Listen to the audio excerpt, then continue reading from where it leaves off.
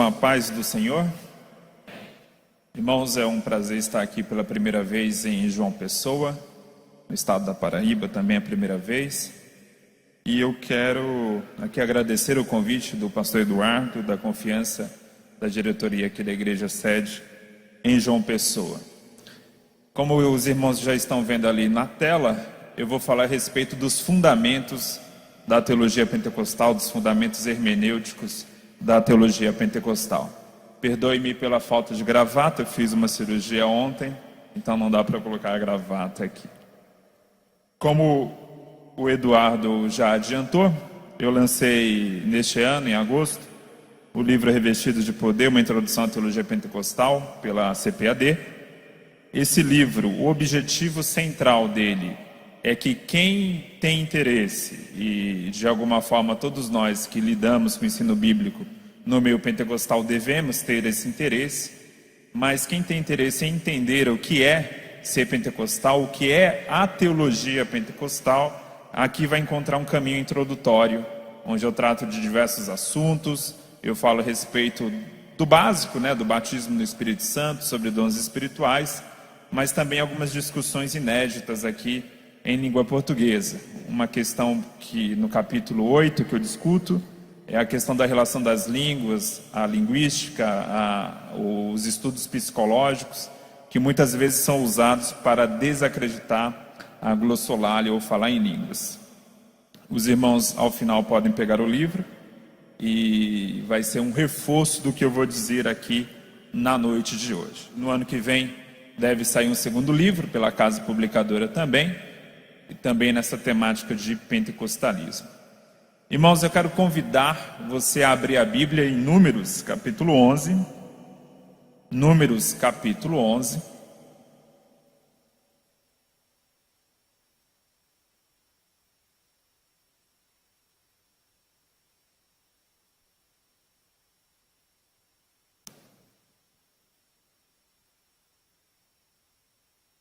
Números, capítulo 11.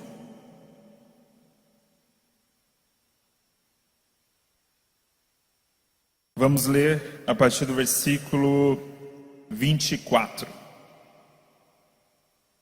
Todos acharam? Diz assim a palavra do Senhor. Vou ler na nossa versão oficial, ao meio da revista corrigida. E saiu Moisés e falou as palavras do Senhor ao povo, e ajuntou 70 homens dos anciãos do povo e os pôs em roda da tenda. Então o Senhor desceu na nuvem e lhe falou, e tirando do espírito que estava sobre ele, o pôs sobre aqueles 70 anciãos. E aconteceu que, quando o espírito repousou sobre eles, profetizaram, mas depois nunca mais. Porém no arraial ficaram 2 homens. O nome de um era Eudade, o nome do outro Medade. E repousou sobre eles o espírito, porquanto estavam entre os inscritos, ainda que não saíram à tenda, e profetizaram no arraial. Então correu um moço e o anunciou a Moisés e disse: Eudade e Medade profetizam no arraial. E Josué, filho de Num, servidor de Moisés, um dos seus jovens escolhidos, respondeu e disse: Senhor meu, Moisés, proíbe-lhe. Porém Moisés lhe disse: Tens tu ciúmes por mim? Tomara que todo o povo do Senhor fosse profeta, que o Senhor lhes desse o seu espírito. Depois Moisés se recolheu ao arraial, ele e os anciãos de Israel. Eu tenho sido convidado para falar sobre o assunto de teologia pentecostal, e eu costumo, ao tratar esse assunto, ler o texto de Números 11, por um sentido bem claro. A doutrina pentecostal do revestimento de poder, que nós também chamamos de batismo no Espírito Santo, e que é acompanhado pelo falar em línguas, ele tem uma base bíblica muito sólida, e é uma base que começa já no Antigo Testamento. Não está presente apenas na narrativa lucana em Atos dos Apóstolos. Aqui um exemplo. De alguma forma nós temos aqui uma pequena experiência pentecostal, ainda no período da lei de Moisés, ainda no período da formação ali do povo de Israel. É um episódio bastante conhecido. Moisés estava cansado, estava sobrecarregado, e ele precisava de ajuda. Quando ele clama ao Senhor pedindo ajuda, o Senhor dará a ele a sabedoria de escolher as 70 anciãos, para que esses 70 anciãos pudessem ajudá-lo no trabalho ali em gerir e fazer o processo de justiça, inclusive na nação de Israel. E o caso bem curioso é o processo como isso se dá, como que esses 70 anciãos são chamados. Diz o texto no versículo 25, que o Espírito Santo que estava sobre Moisés, ele é distribuído, digamos assim, sobre aqueles 70 anciãos que estavam ali na tenda. E o texto é bem claro ao dizer o seguinte, no versículo 25, e tirando do Espírito que estava sobre ele, o pôs sobre aqueles 70 anciãos. E aconteceu que quando o Espírito repousou sobre eles, profetizaram. A consequência, ou o sinal, ou a evidência daquele chamamento dos 70 anciãos foi a profecia, foi o anúncio de uma palavra profética. O texto não diz qual foi o conteúdo dessa mensagem. Muito provavelmente, aqui foi um conteúdo de louvor, porque a palavra hebraica para profetizar, na verdade, poderia ser traduzido como eles agiram como profetas. Ou seja, estava mais na ação física, mais no modo de gesticular, que identificou aqueles homens como profetas. E eles experimentaram isso uma única vez, diz o texto, depois nunca mais, portanto, mostrando para o povo de Israel que Deus estava sim levantando, além de Moisés, mais 70 homens para gerir e para liderar a nação de Israel. Mas diz o texto que 2 desses homens, 2 a mais dos 70, estavam fora do arraial, estavam ali, aliás, estavam fora da tenda, estavam no arraial, e eles estavam ali também profetizando. Também o Espírito Santo veio sobre eles, e eles profetizaram, diz o versículo 26. Porém no arraial ficaram 2 homens, o nome de um era Eudade, e o nome do outro Medade. E repousou sobre eles o Espírito, porquanto estavam entre os inscritos, ainda que não saíram à tenda, e profetizaram no arraial. O que isso mostra? Isso mostra o seguinte: dos 70 anciãos, eles estavam ali recebendo o Espírito Santo sob a mediação de Moisés. O Espírito que estava sobre Moisés foi para os 70 anciãos. Para esses dois, Medade e Eudade, para esses dois, eles não estavam ali debaixo de uma submissão a Moisés, eles não recebem a mediação de Moisés, mas recebem o enchimento do Espírito Santo diretamente de Deus. E eles também profetizam.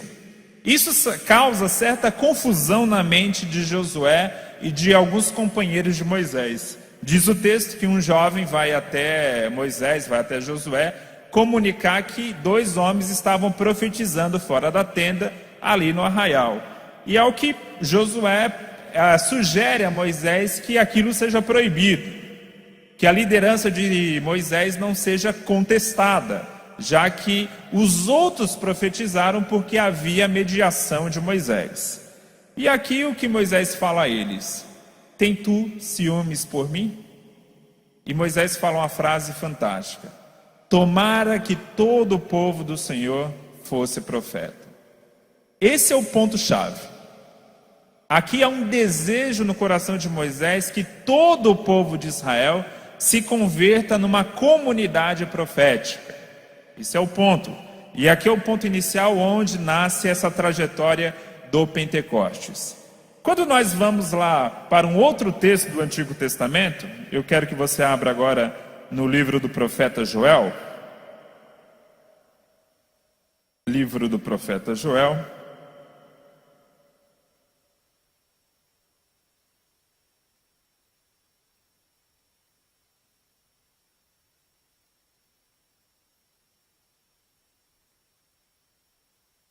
No capítulo 2, um texto ainda mais conhecido.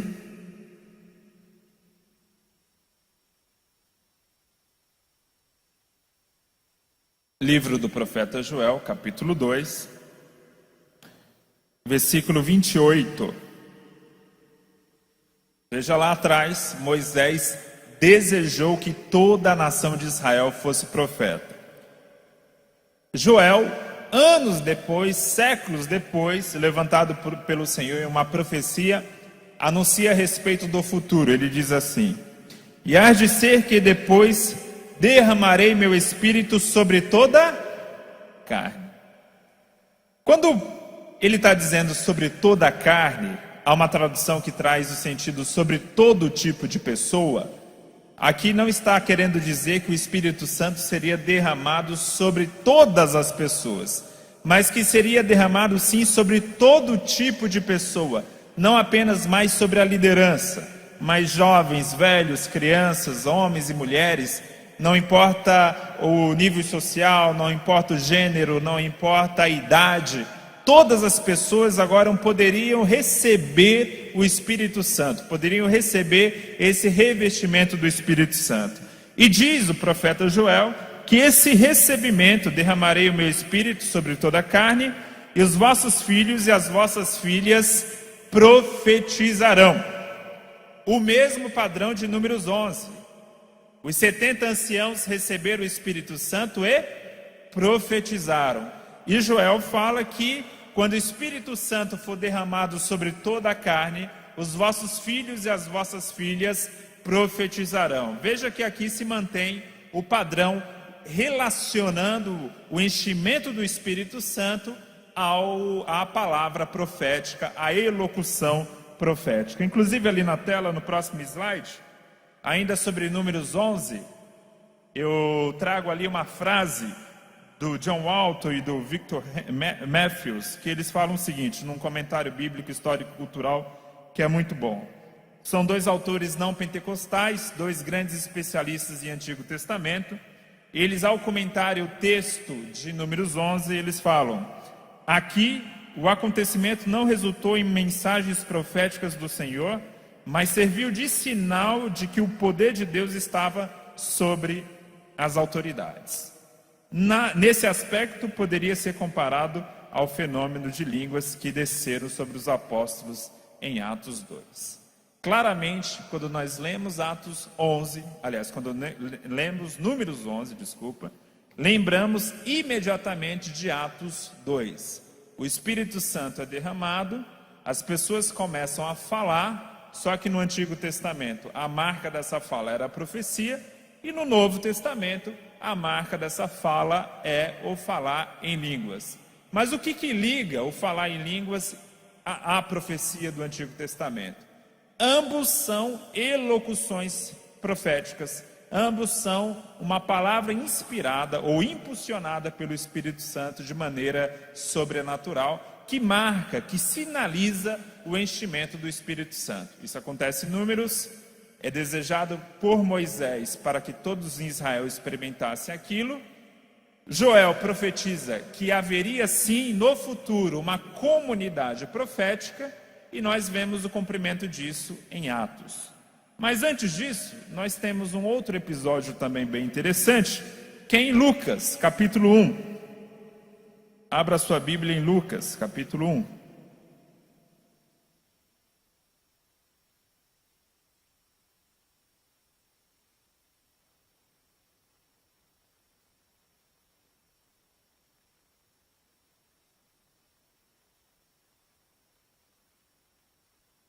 Lucas, capítulo 1.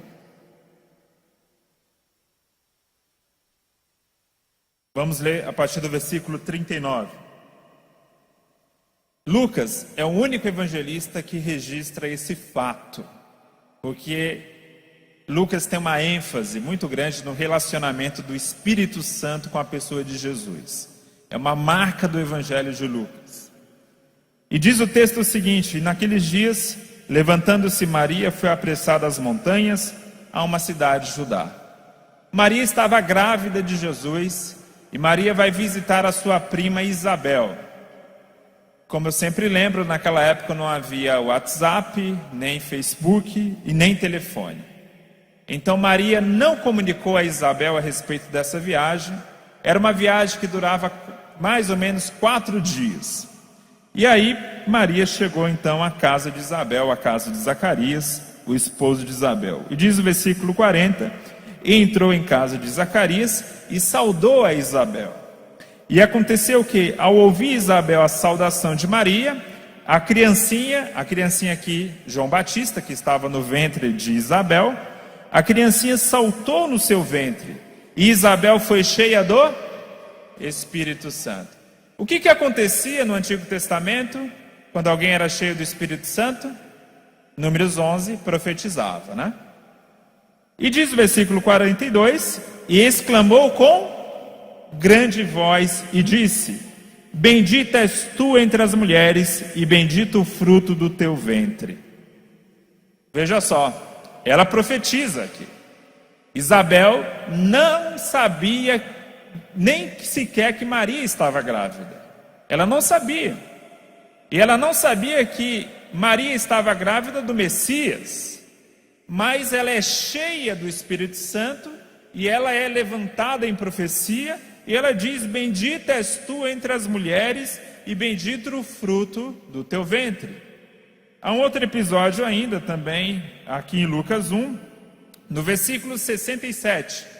Vai lembrar que quando Zacarias, que era sacerdote, o esposo de Isabel, recebe a promessa do filho de João Batista, ele fica um tanto incrédulo, e ele recebe uma punição, um juízo, ele fica mudo. Mas diz o versículo 67 que o Senhor torna a abrir a boca de Zacarias. E diz o versículo 67, e Zacarias, o pai de João Batista, foi cheio do Espírito Santo e profetizou. É impossível negar que há muita evidência bíblica que liga o enchimento do Espírito à profecia. Isso na Antiga Aliança.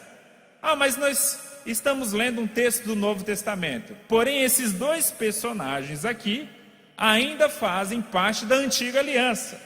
São dois personagens que estão vivendo ainda num período que Jesus não havia sido morto e nem ressuscitado. Eles são pais do último profeta do Antigo Testamento. Como disse Jesus, o último profeta foi João. A profecia nos moldes do Antigo Testamento duraram até João. Então Zacarias e Isabel respeitam esse padrão do Antigo Testamento, que Deus levanta algumas pessoas, enche essas pessoas do Espírito Santo, porque elas são levantadas para uma missão especial, e o sinal, a evidência desse enchimento do Espírito Santo é a profecia. Quando nós vamos para a nova aliança, vamos lá para Atos, Jesus já havia morrido, Jesus já havia ressuscitado, e nós chegamos no texto famosíssimo de Atos, que é Atos capítulo 2. 2, versículo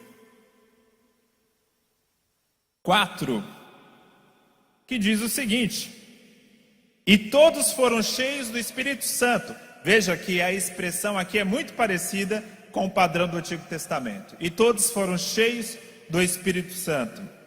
E começaram a falar em outras línguas, conforme o Espírito Santo lhes concedia que falasse. Da mesma forma como no Antigo Testamento, esse falar em línguas, ele substitui a profecia. Porém, volto a repetir, tanto a profecia como o falar em línguas são falas, são elocuções. Tem toda uma lógica aqui. Porque o Senhor está levantando essas pessoas para serem mensageiros do Evangelho. Alguém pode perguntar: mas a evidência do batismo no Espírito Santo não poderia ser o dom de cura? Não poderia ser o discernimento de espírito? Não poderia ser o dom, por exemplo, da fé? Não. Por quê? O dom, no caso aqui do falar em línguas, ele está relacionado ao propósito principal do batismo no Espírito Santo, que está registrado em Atos 1:8, quando Jesus foi claro e disse: e recebereis a virtude do Espírito Santo que há de vir sobre vós, e ser-me-eis testemunhas. E que uma testemunha faz? Uma testemunha fala, uma testemunha abre a boca. Ou seja, quando o Espírito Santo vem sobre nós na forma do batismo no Espírito Santo, no revestimento de poder, para nos tornar testemunhas. O que marca esse enchimento do Espírito é a elocução. E essa elocução, no Novo Testamento, na Nova Aliança, é o falar em línguas. Isso está em Atos 2, está em Atos 4, está em Atos 10, está em Atos 19. Em todos os episódios, basicamente, que o Espírito Santo é derramado em Atos, há o acompanhamento do falar em línguas. Isso é muito claro, isso é muito evidente para qualquer leitor do livro de Atos. Mas nós vemos que isso não é isolado. Isso está obedecendo a um padrão que vem lá do Antigo Testamento, que o enchimento do Espírito na Antiga Aliança era acompanhado pela profecia. A profecia e o falar em línguas são expressões de fala inspiradas. Está claro? Que não falta evidência bíblica para a nossa doutrina? Do Antigo ao Novo Testamento, a gente não pode ser acusado de ler apenas um livro da Bíblia e concluir apenas de um livro da Bíblia que há essa doutrina do revestimento de poder acompanhado pelo falar em línguas. Não, desde o Antigo Testamento há essa lógica. Deus levanta um povo para uma missão especial, com a diferença que na Antiga Aliança ele levantou apenas algumas pessoas tiveram esse privilégio, mas lá no Antigo Testamento já estava a semente do que aconteceu hoje. A semente era aquela que Moisés desejava que todo o povo fosse profeta, e o profeta Joel profetiza que isso ia acontecer no futuro, que o Espírito Santo seria derramado sobre todo tipo de gente. Quando o Atos 2 acontece, e quando Pedro vai justificar esse derramamento do Espírito Santo, ele recorre justamente a Joel. Ele recorda desse texto de Joel e ele fala: aqui hoje está se cumprindo a palavra do Senhor ali que Joel havia profetizado. Então há toda uma relação bíblica entre Números 11, entre Joel 2 e Atos 2, 10 e 19. Há uma ligação muito próxima. E aqui, próximo slide. No próximo slide eu trago aqui uma frase de um teólogo alemão, um exegeta chamado Hermann Guckel, que escreveu no século XIX a respeito do livro de Atos. É interessante porque ele escreveu esse texto antes do movimento pentecostal existir. Tá? O movimento pentecostal como nós conhecemos hoje ainda não existia. E o Hermann Guckel era um teólogo liberal, era um exegeta liberal, era aquele que não acreditava muito em questões sobrenaturais. Mas quando ele vai para o texto de Atos, ele escreve o seguinte: os sintomas da presença do Espírito Divino foram mais claramente e visivelmente presentes na glossolalia. Olha só. Os sintomas da presença do Espírito Divino foram mais claramente e visivelmente presentes no falar em línguas, na glossolalia, que é o termo técnico em grego, né? A glossolalia. Tal comportamento é visto como aquela manifestação do Espírito que a descida do divino é percebida de forma mais fácil e direta. Portanto, não é suficiente dizer que a glossolalia foi o dom mais visível do Espírito. Era ao mesmo tempo o mais característico. Olha só. Esse texto, volta a repetir, escrito antes do movimento pentecostal moderno existir. Exegeta, o cara vai avaliar o texto bíblico, ainda que ele não acredite no livro, ele vai avaliar e não chega a outra conclusão. Ele chega à conclusão seguinte: o falar em línguas não era um dom a mais relacionado a esse revestimento de poder. Era o dom mais característico.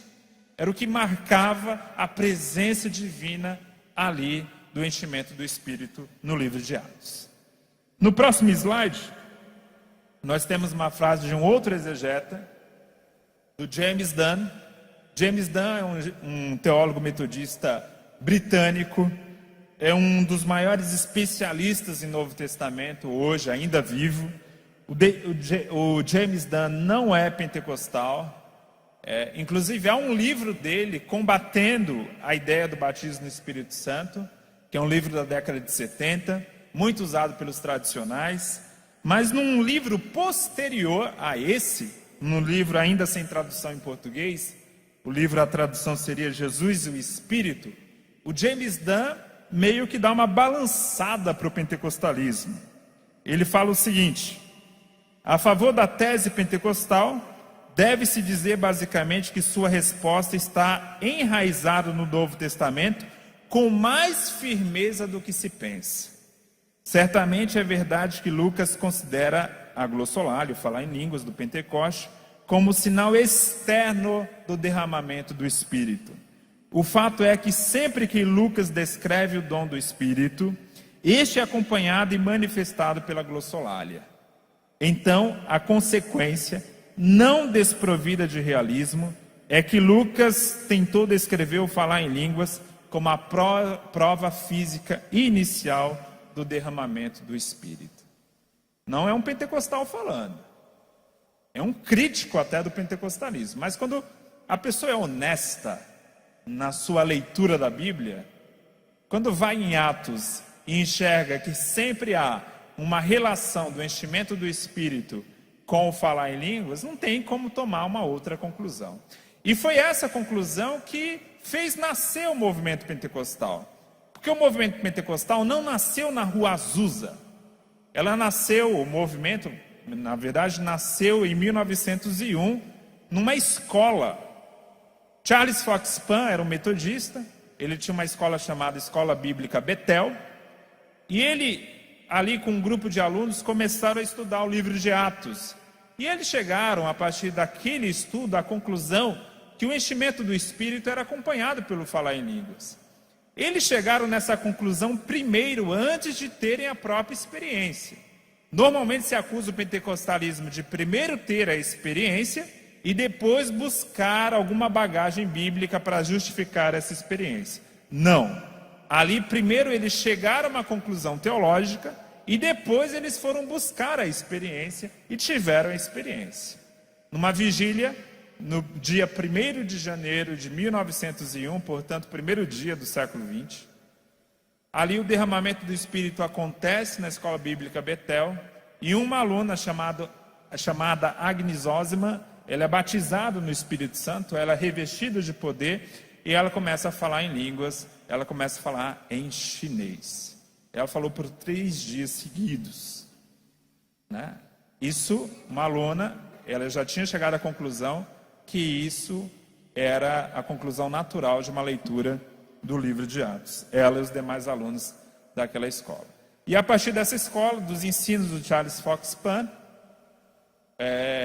que William Seymour, lá no Texas, ele recebe esse ensinamento e depois vai para a Califórnia e acontece ali o grande avivamento na Rua Azusa, em Los Angeles, no estado da Califórnia. E graças a Deus esse pentecostalismo se espalhou pelo mundo todo. O que fica claro na nossa doutrina pentecostal, irmãos, é que o batismo no Espírito Santo tem um propósito missiológico. O batismo no Espírito Santo é um dom espiritual, mas é um dom espiritual não voltado para dentro da igreja. Ele é voltado para fora da igreja.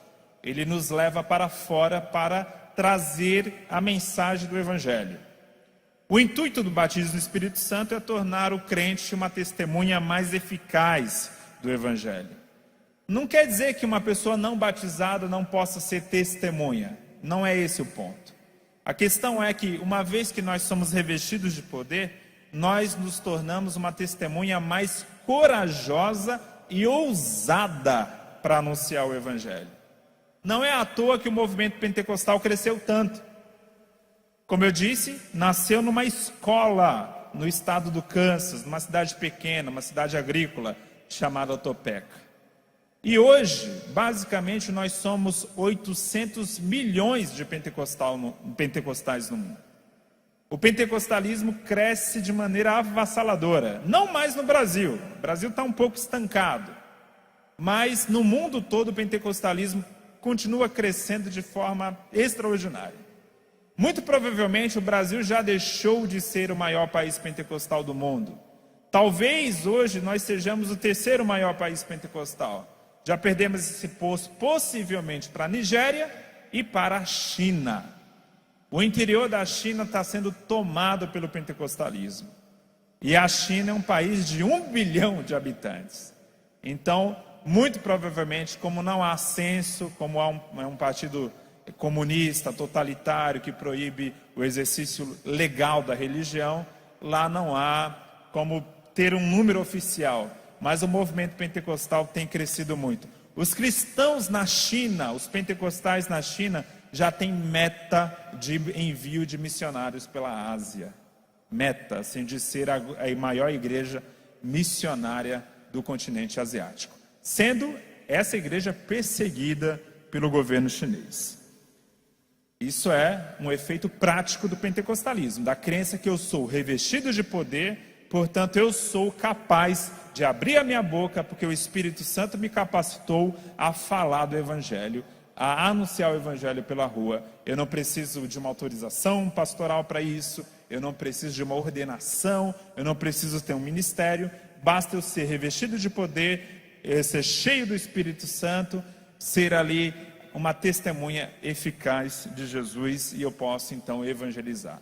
Essa é uma marca muito presente do pentecostalismo, e uma marca que nós vemos que, graças a Deus, nos levou a conhecer o Evangelho. Possivelmente, todos nós, ou 99% de quem está aqui nessa noite, chegou ao Evangelho por meio da pregação de algum pentecostal. No próximo slide, tem um pequeno texto do Robert Menzies. Robert Menzies, na minha visão, é o melhor teólogo pentecostal vivo hoje. Compre os livros do Robert Menzies. A CPAD tem um livro dele chamado Pentecostes. É o único livro publicado pela CPAD dele. Há um livro esgotado. É bom mandar e-mail lá para a Editora Vida, pressionando a Editora Vida a republicar. Um livro chamado No Poder do Espírito, que foi escrito por ele, pelo pai, William Menzies. O pai dele foi fundador da Sociedade de Estudos Pentecostais em 1970, nos Estados Unidos. Uma organização extraordinária que tem ensino fantástico sobre o pentecostalismo de várias áreas, que vai da ciência, a teologia, a psicologia. O Robert Menzies hoje é missionário na China, e a sua tese de doutorado ele fez na Escócia, sob a direção, sob a orientação do Marshall, que é um teólogo metodista que foi já falecido, um dos grandes exegetas do século XX. E o Robert Menzies, na tese dele, ele vai mostrar o seguinte, que essa ideia da profecia como relacionada ao enchimento do Espírito Santo, ela está presente em toda a literatura judaica do período intertestamentário. Toda aquela literatura produzida entre Malaquias e Marcos, naquele período do chamado 400 anos do silêncio, ali a literatura judaica, quando tratava do assunto de profecia, estava relacionando esse assunto ao enchimento do Espírito Santo. Ele resgata textos a respeito disso, e mostra que não só na Bíblia, no Antigo Testamento, mas também nos textos judaicos daquela época, naquele texto judaico que influenciou o pensamento da igreja primitiva, estava presente essa ideia do enchimento do Espírito também relacionado à elocução profética. Um trabalho fantástico. Esse livro dele, que é uma tese de doutorado, deve sair esse ano ainda pela editora Carisma. Vai ser um trabalho extraordinário. Outro ponto que eu quero aqui, próximo slide, falar aqui um pouco agora a respeito da nossa hermenêutica pentecostal. Vocês que são do seminário sabem muito bem o que é hermenêutica. Se algum irmão não sabe, hermenêutica se refere a como nós interpretamos a Bíblia, ou quais são os métodos de interpretação da Bíblia. Existe uma hermenêutica pentecostal porque nós temos algumas ênfases diferentes dos irmãos tradicionais. A primeira ênfase é a seguinte: a narrativa bíblica não é apenas registro histórico, mas também é material de cunho teológico. Ou seja, Atos, que é narrativa, que são histórias, essas histórias aqui não são apenas uma curiosidade histórica. Ela foi colocada de uma forma a nos apresentar doutrina também. O John Stott, que é um teólogo fantástico, que é um dos melhores teólogos que o século XX nos deu, o John Stott, infelizmente, defendeu uma tese muito furada. No livro Batismo e Plenitude do Espírito, lançado pela editora Vida Nova na década de 70.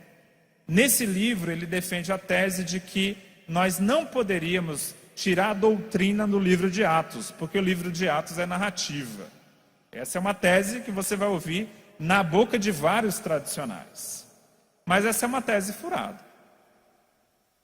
Lucas, quando escreveu Atos, quando escreveu o Evangelho, não escreveu apenas para nos trazer informações históricas. Ele também trouxe aqui conteúdo teológico. Isso é muito claro. E eu vou dar uma prova para vocês aqui. E eu quero que vocês façam um pequeno exercício agora.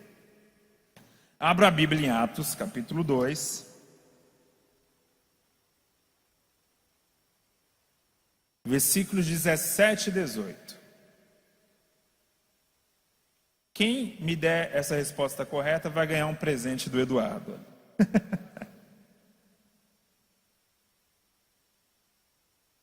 Lembre que há o episódio do derramamento do Espírito Santo, em Atos 2, e depois Pedro é levantado ali em pregação, ele começa a pregar, e ele começa a explicar o que havia acontecido. Então, ele cita o profeta Joel, versículo 17.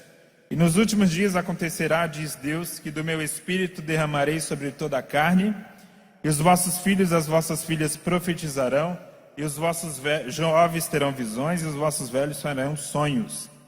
18. E também do meu Espírito derramarei sobre os meus servos e minhas servas naqueles dias, e profetizarão. Aqui é Joel 2. Deixa aí aberto Atos 2. Vá lá para Joel 2, 28 e 29. E me aponte, por favor, a diferença entre os dois textos. Há uma pequena diferença. Muito pequena, mas há. Abra em Joel 2, 28 e 29. E compare com Atos 2, 18 e 19. Aliás, 17 e 18.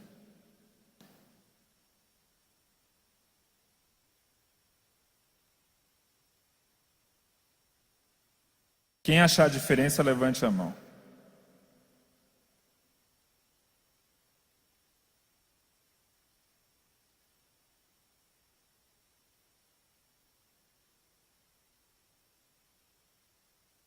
Opa. O irmão levanta, por favor. Qual é a diferença entre os dois textos?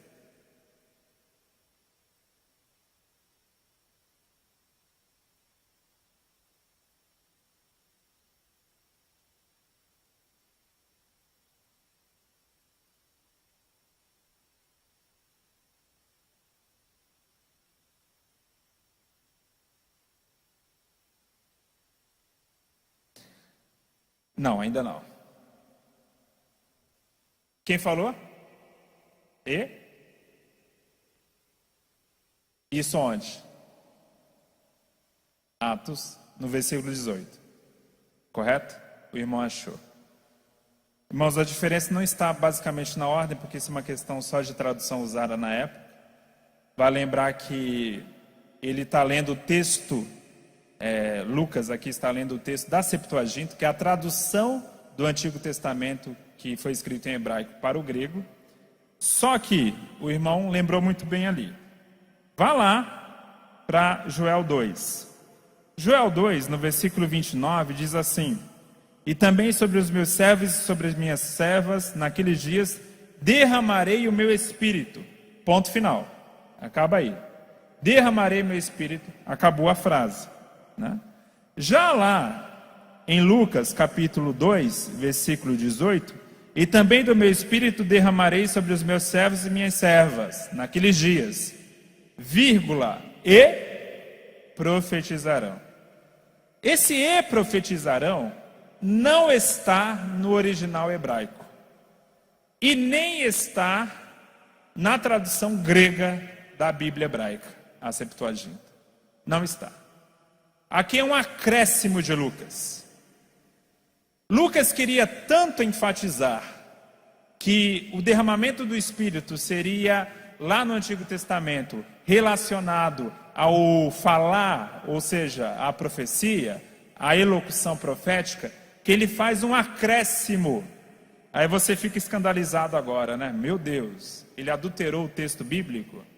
Não, não é isso. É o seguinte, naquela época, o texto era escrito sobre um pedaço de couro. Você não tinha como colocar em negrito, você não tinha como pintar de amarelo. Se você quisesse dar uma ênfase sobre determinado assunto, você fazia o quê? Você repetia a frase. A frase no início, que os vossos filhos e as vossas filhas profetizarão, como ele quer dar essa ênfase, ele no versículo 18 repete a expressão, e profetizarão. Ele quer enfatizar, olha, a marca principal do enchimento do Espírito é a profecia, é a elocução profética. Isso lá no Antigo Testamento era prometido. E ele dá essa ênfase aqui. Vocês estão entendendo? Aí você vai dizer que Lucas só queria escrever história? Não, a própria ênfase que ele dá tem um caráter teológico muito claro. Ele quer nos provar que a igreja primitiva, ao receber o enchimento do Espírito Santo e ao falar em línguas, está obedecendo a um padrão que vem do Antigo Testamento e que já havia sido profetizado pelo profeta Joel. E ele dá justamente essa ênfase. Olha, a elocução profética é justamente a marca que acompanha o enchimento do Espírito. Embora no Novo Testamento, na Nova Aliança, essa elocução se dá por meio do falar em línguas. Está claro? Então, aqui é uma prova muito clara de que Lucas escreveu com propósitos teológicos também. Outra coisa, a narrativa não é um texto morto, mas é um verdadeiro incentivo de continuidade. Ou seja, quando eu estou lendo uma história, eu me envolvo com a história. E isso é o poder da história. Se você observar bem, a maior parte da Bíblia são histórias. A maior parte da Bíblia, Gênesis, Êxodo, até um pouco de Números, vai lá para Crônicas, para Reis, vai lá no Novo Testamento para Atos, para os Evangelhos. Basicamente a Bíblia, em sua composição de 70%, são histórias. Por quê? Porque a história tem um poder, a narrativa, de envolvimento. Eu, quando estou lendo uma história, eu me identifico com a história, eu me coloco na história. A narrativa, irmãos, e outro ponto que eu trago aqui, ela é um meio extraordinário de comunicação. Toda aula que é muito técnica, como essa aqui, é muito difícil de se dar. Porque é muito difícil você trazer a concentração das pessoas. Porém, quando você está contando uma história, a história traz concentração para quase todo mundo. Porque todo mundo quer ouvir até o final qual é o resultado daquela história. Não é à toa que tem pregador que ele não prepara a mensagem, o que ele diz para fazer? Contar a história. Por quê? Porque é um meio eficaz de prender a atenção das pessoas. Aí ele começa a contar testemunho e vai, e enche a pregação só de história. Embora em si não seja errado, desde que, é claro, essa história esteja em conexão com o tema da pregação, né? Jesus foi um grande contador de história. Jesus, parte dos seus ensinos foi por meio das parábolas, que eram histórias. Então a narrativa tem esse poder de envolvimento, de identificação. Eu olho para a narrativa, eu me vejo nela. Então quando um cristão, quando o Menzies fala muito a respeito disso na China, lá na China o cristão está sobre um governo totalitário, que proíbe a pregação do evangelho, sofre perseguição, sofre fome, porque o interior da China é muito miserável. A China é um país rico, mas de povo muito miserável. A riqueza da China é muito concentrada nas grandes cidades. Está sofrendo tudo isso, fome, sede, miséria, perseguição. E lê Atos, e vê lá os discípulos sofrendo com provações, com necessidades básicas, com perseguições. Ele lê aquela história e diz, essa história é a minha história. Essa história é a minha história. Esse é o poder da narrativa, eu me identifico, irmãos. A gente faz isso o tempo todo. Por que é tão bom assistir filme? Por que é tão bom assistir até novela? O pastor fica lá batendo, irmão, não assista novela. E o povo continua vendo. Porque a pessoa se envolve, ela se identifica com a história. Aí ela começa a se ver no galã da novela, né? Aí começa a se colocar lá, né? Naquele beijo lá e tal. Mas naquela ilusão, né? Como se eu pudesse estar naquele lugar.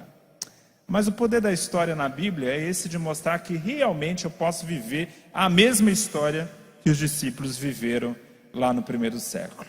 Então, a Bíblia está em narrativa por isso. É claro, a Bíblia não é só narrativa. Tem textos descritivos, tem as epístolas. Mas se eu for dizer, como o John Stott disse lá na década de 70, que as narrativas não têm propósito teológico, eu vou jogar pelo menos 70% da Bíblia para a lata do lixo e vou dizer que é quase nenhuma informação teológica que há nesses livros, né? É uma tese muito, muito maluca, que foi defendida por um grande homem de Deus, mas que hoje em dia quase ninguém aceita. Outra coisa, pode passar o próximo slide, por favor. A pneumatologia do Novo Testamento é plural, ou seja, a doutrina do Espírito Santo no Novo Testamento é diversificada. Lucas tem uma ênfase, Paulo tem outra e João tem outra. O Espírito Santo retratado em Lucas é retratado como aquele que reveste a igreja de poder testemunhal, poder missiológico. Essa é a ênfase de Lucas. A ênfase de João é a relação do Espírito Santo com a salvação. E a ênfase de Paulo é a relação do Espírito Santo com a santidade, com o caráter, com o fruto do Espírito. A Bíblia usa a expressão cheios do Espírito no Novo Testamento por 6 vezes. Das 6 vezes, 5 vezes está nos escritos de Lucas, em Atos e no Evangelho. E uma vez em Paulo. Toda vez que Lucas usa a expressão cheio do Espírito, ele relaciona esse enchimento do Espírito a um poder testemunhal, a um poder missiológico. E a única vez que Paulo usa a expressão cheio do Espírito, ele relaciona a santidade, a transformação de caráter. Isso está lá em Efésios capítulo 5. Aí o que os tradicionais fazem? Os irmãos tradicionais pegam aquela ênfase que Paulo dá e diz o seguinte: ser cheio do Espírito Santo não é falar em línguas, não é profetizar, não é batismo no Espírito Santo. Ser cheio do Espírito Santo é ter caráter ilibado. Conforme Efésios 5, é verdade, está correto. Porém, não é a única característica do enchimento do Espírito que a Bíblia dá. A Bíblia, lá em Atos e em Lucas, vai mostrar que o enchimento do Espírito é sim acompanhado por dons. É sim acompanhado pelo batismo no Espírito Santo e é acompanhado pelo falar em línguas. Portanto, quando alguém falar, qual é a marca de um cristão cheio do Espírito Santo? Aí você tem que se perguntar o seguinte: bom, depende do texto que você está trabalhando. Se você estiver trabalhando o texto de Atos e Lucas, a marca do enchimento do Espírito Santo claramente é o poder testemunhal. Se eu estou trabalhando Efésios, a marca do enchimento do Espírito Santo é o caráter ilibado. A isso a teologia pentecostal chama de viver na plenitude do Espírito. É um cristão que tem dons espirituais, que é cheio do Espírito no sentido de ter a capacitação sobrenatural para ser testemunha de Cristo, é uma pessoa batizada no Espírito Santo, mas também é uma pessoa de caráter, é uma pessoa com santidade, é uma pessoa que tem o fruto do Espírito. A isso nós chamamos de viver na plenitude do Espírito. Você não é uma coisa apenas, você é cheio do Espírito para ser testemunha do Evangelho e você é cheio do Espírito para ter santidade na sua vida. Que fique claro, a ênfase de Lucas, o Espírito Santo é o capacitador missiológico. E a ênfase de Paulo, o Espírito Santo é santificador. E a ênfase de João, o Espírito Santo é salvador. A ênfase de Paulo, como eu já disse, está no papel santificador, soterológico, e a ênfase de Lucas no papel profético e missiológico. Apesar dessa diversificação, naturalmente, eles não entram em contradição. Um autor complementa o outro. Essa diversidade na Bíblia é uma diversidade que tem uma unidade maior que a própria Bíblia. Então, quando a gente vai criar teologia sistemática, nós devemos levar todos esses aspectos da teologia bíblica, da teologia exegética. Qual é a ênfase de Paulo, qual é a ênfase de Lucas, qual é a ênfase também de João a respeito do Espírito Santo. Próximo slide, por favor. Quero abrir um espaço para perguntas. A nossa hermenêutica, irmãos, é evangélica. A nossa hermenêutica pentecostal é evangélica. Por que eu estou dizendo isso? Tem uma moda aí surgindo nos Estados Unidos que ainda não chegou, já está chegando no Brasil, mas ainda não chegou com força. Qual é a moda? A moda é de pentecostais que abraçaram o diálogo interreligioso. Não é ecumenismo, não. É algo muito pior. Porque o ecumenismo é um diálogo entre cristãos. Tá? É só entre cristãos. Eles estão propondo uma coisa muito além disso. Eles estão propondo um diálogo interreligioso com outras religiões. Qual é a tese? A tese é o seguinte: o Espírito Santo é o agregador de todas as religiões. É o espírito cósmico. É uma tese que vem lá da filosofia alemã de Hegel. Isso é traduzido em linguagem religiosa, que é um princípio universal que seria o Espírito Santo. Então o Espírito Santo opera aqui entre os pentecostais, o Espírito Santo está operando lá no candomblé, o Espírito Santo está operando no budismo, o Espírito Santo está operando no islamismo. Olha só, essa é a tese. Já há vários livros em inglês defendendo essa tese. Ainda não chegou no Brasil, mas é só uma questão de tempo. Está chegando. Mas no Brasil é só uma questão de tempo, porque tudo que é ruim inventado lá nos Estados Unidos é só questão de tempo para chegar aqui. Tá? E aí, irmãos, vamos tomar cuidado com isso. A nossa hermenêutica não é interreligiosa. O Espírito Santo não está aqui para operar em qualquer religião. O Espírito Santo exalta a quem?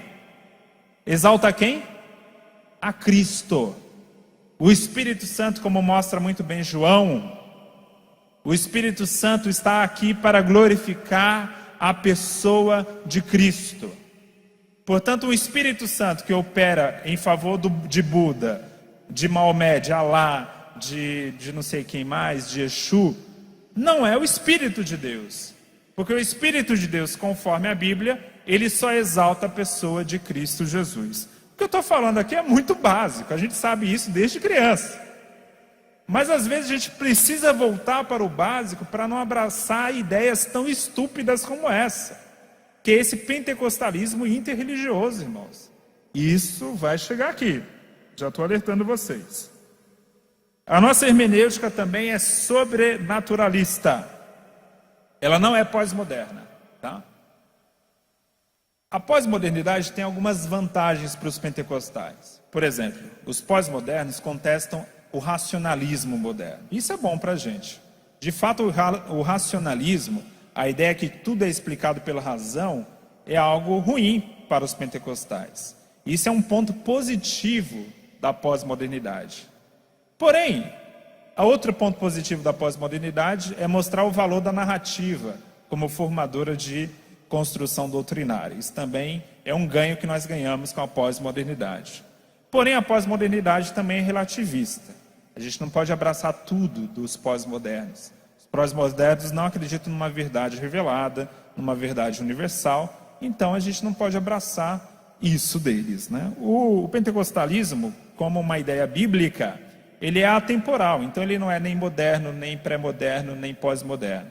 Ele tem que, de alguma forma, ser crítico e absorver aquilo que é bom, do modernismo, do pré-modernismo e do pós-modernismo.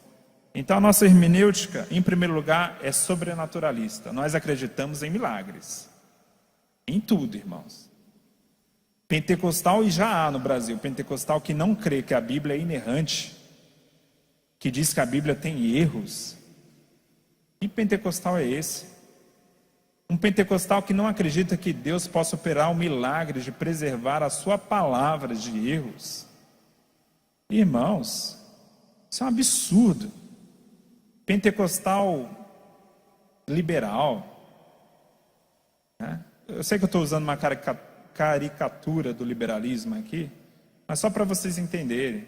Não dá para ser pentecostal e liberal. Não acreditar em milagre, achar que tudo tem uma explicação científica nos milagres da Bíblia, que tudo na Bíblia é mito, é história, historinha de carochinha. Não dá. Se eu sou pentecostal e acredito que Deus intervém no mundo, que Deus realiza milagres, que Ele age de maneira não natural no mundo natural, portanto é muito fácil para mim acreditar que a Bíblia é isenta de erros. Que a nossa hermenêutica é uma hermenêutica pautada no sobrenaturalismo. Tá claro, irmãos? E a gente também não vai falar aquela frase idiota que tudo é milagre. Não. Milagre é justamente uma intervenção fora do natural. Então não é tudo que é milagre, não. Esse derramamento de água no copo aqui não é milagre, é algo natural. Agora, se a água começasse a voar, aí sim seria milagre. A gente tem que resgatar essa ideia, porque virou moda também agora dizer, não, tudo é milagre. Não é. Então, a nossa hermenêutica é sobrenatural. Ficou claro esse ponto? Esses dois últimos tópicos eu vou trazer no meu próximo livro, que vai ser sobre hermenêutica pentecostal, mas eu já quero adiantar para os irmãos para tomarem cuidado com isso, né? Que é uma questão só de tempo para chegar aqui no nosso meio. E, infelizmente, por que vai chegar? Porque muitos estão despreparados para lidar com assuntos novos. Muitos não conhecem nem a base da sua fé. Aí quando vem a novidade, não tem discernimento para abraçar o que é bom e rejeitar o que é mal. Nós precisamos, como obreiros assembleanos que somos, estava conversando mais cedo com o pastor Eduardo, irmãos, não adianta a gente ficar só reclamando que os jovens estão indo para a igreja reformadas. Está na hora da gente fazer o nosso dever de casa. Está na hora da gente se preparar. Mostrar que a gente tem uma teologia sólida. Mostrar que nós temos preparo teológico também. Que o pentecostalismo tem respostas para dar a esse mundo também. E respostas extraordinárias. Associado a uma inteligência e associado ao poder do Espírito também. Nós podemos apresentar a nossa teologia, mas aí alguém, às vezes, nunca leu nada de pentecostalismo, né? Não conhece quem é Stanley Houghton, não conhece o Antônio Gilberto, não conhece o Menzies, não tem nenhum material de teologia pentecostal mais sólida. Graças a Deus, graças ao bom Deus, que a realidade que eu peguei lá em 2007, quando eu abri o blog, é uma realidade completamente diferente de hoje. Nós já temos vários livros traduzidos no Brasil hoje, que não havia há 10 anos atrás. Nós já temos no Brasil traduzido o Craig Keener, um teólogo pentecostal fantástico, que foi aluno do Stanley Houghton, um dos melhores que há no mundo hoje. Nós já temos livros dele em português. E nós temos também agora o livro do Robert Menzies, do Roger Stronstedt. Eu acho que deve estar à venda lá fora também.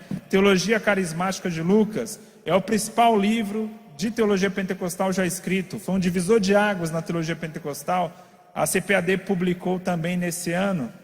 Graças a Deus, irmãos, hoje o pentecostal só fica na ignorância se quiser. Porque material não falta.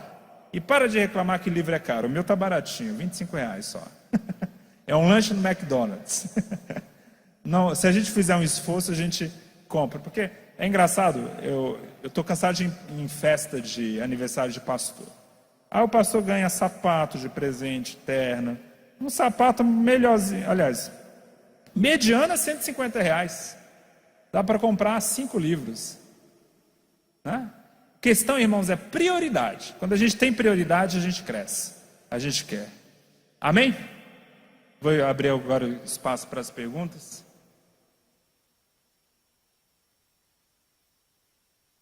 Enquanto ele toma uma água,